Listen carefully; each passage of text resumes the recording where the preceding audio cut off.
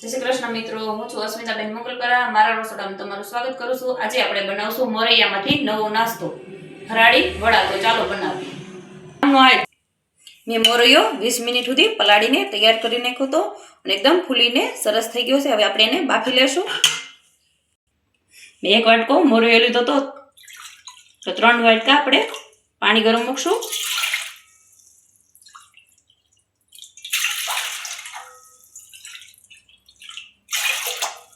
અને પાણી ગરમ થવા દેશું. આપણું પાણી ઉકળીને તૈયાર થઈ ગયું છે. હવે આપણે મોરૈયો પલાળ્યો તો એ નાખી દઈશું એમાં અને 10 મિનિટ માટે આપણે ચડવા દેશું.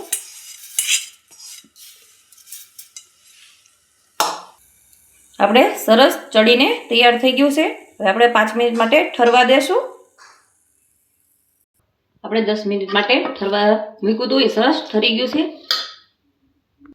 મીડિયમ સાઇઝના મેં 3 બટેકા બાફીને તૈયાર કર્યા હતા.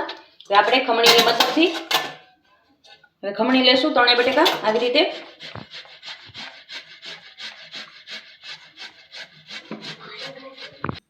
સરસ આવું ચૂરણ થઈ જાય એવું સરસ આપણે બટેકું બાફવાનું છે.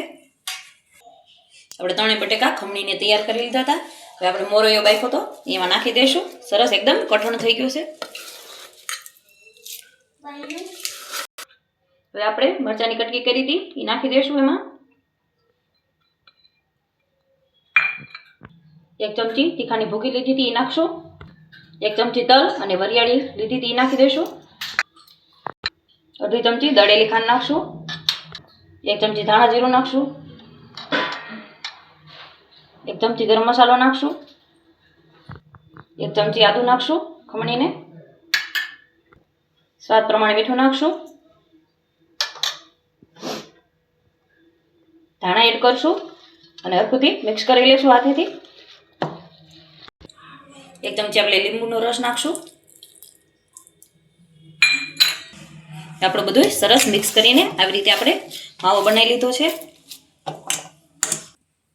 આવી રીતે હાથમાં તેલ લગાવીને આવી રીતે નાની નાની આપણે ગોળી કરી લેશું. આવી રીતે આપણે બધા બોલ બનીને તૈયાર થઈ ગયા છે. હવે આપણે તળી લેશું એને.